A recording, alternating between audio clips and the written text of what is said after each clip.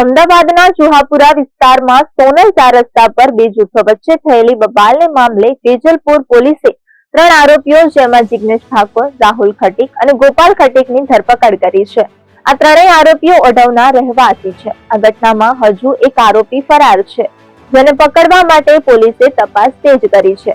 જુહાપુરાના સોનલ 4 રસ્તા પર બે જૂથો વચ્ચે વાહન ચલાવવાને લઈને ઝઘડો થયો હતો, જે બાબતે વિવાદ વધી ગયો હતો। આ ઝઘડા દરમિયાન અજાણ્યા શખ્સોએ એક જૂથના વાહનને રોકીને છરી વડે હુમલો કર્યો હતો, જેમાં કેટલાક લોકોને ઈજા પણ થઈ હતી। આ ઘટનાએ સ્થાનિક વિસ્તારમાં તણાવ ફેલાવ્યો હતો, જેથી વેજલપુર પોલીસે તાત્કાલિક કાર્યવાહી હાથ ધરી છે।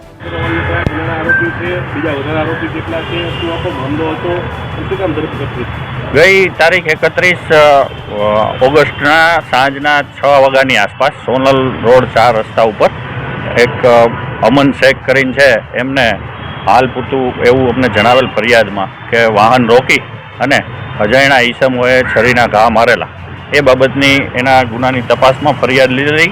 ગુનો 307 મુજબ અમે દાખલ કરેલો અને ત્યારબાદ બધા સીસીટીવી અને અલગ અલગ ટીમો બનાવી અને આરોપીની ધરપકડ કરેલ।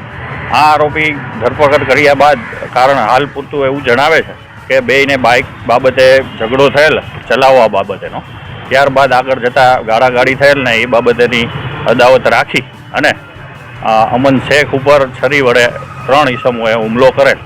હાલ એ આરોપીની અટક કરવામાં આવેલ છે, જેમાં 3 આરોપી છે એ છે એક જિગ્નેશ ઠાકોર, બીજો છે રાહુલ ખટકી અને ત્રીજો છે ગોપાલ, જે ત્રણેય આરોપીઓ ઓઢવ વિસ્તારના રહેવાસી છે અને પોતે અહીંયા એમના ઠાકોર ગામ છે ત્યાં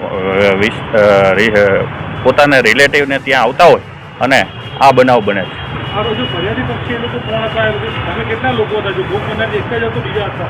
ફરિયાદી પક્ષે જે અમન છે, અમન શેખ કરીને છે, એમની સાથે બીજા 2 ઈસમો હતા, સુલતાન અને એમનો મિત્ર। અને આ લોકોને પ્રાથમિક દ્રષ્ટિએ અમને એવું જણાવેલું હતું કે એમાં અંગત અગાઉ ઝઘડો થયેલો હોય તો એ લોકો હોઈ શકે, કારણ કે એ લોકો કોઈ આરોપીને ઓળખતા નહોતા, 3માંથી એક પણ, અને એ ત્રણેય સામે સામા આ ઝઘડાની જ અદાવત હતી। બાઇક સાથે જે બોલાચાલી થયેલ ત્યારે આ સોનલ 4 રસ્તા ઉપરનો બનાવ બને છે। હાલ હજી તપાસ ચાલુ છે। એક હજી સ્પ્લેન્ડર બાઇક સાથે છે એવું ફરિયાદીએ જણાવેલ છે।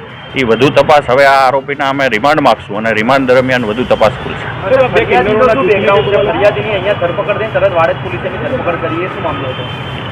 ફરિયાદી જે છે એ પોતે અમન શેખ અને એમને જે રિલેશનમાં રહે છે એ સનાદે, એ લોકો વિરુદ્ધ વાડજ પોલીસ સ્ટેશનમાં એક અગાઉ ગુનો દાખલ થયેલો હતો ધમકીનો, એ સબબ એમને પકડવાના બાકી હતા। એટલે આ અમન શેખ અને એમના જે સનાદે છે એમને અહીંથી જેવી ફરિયાદ દાખલ થઈ એ લોકો હાજર હતા, ત્યારબાદ એમની પ્રોસેસ કરવા માટે વાડજ પોલીસ સ્ટેશન સોંપી દેવામાં આવશે।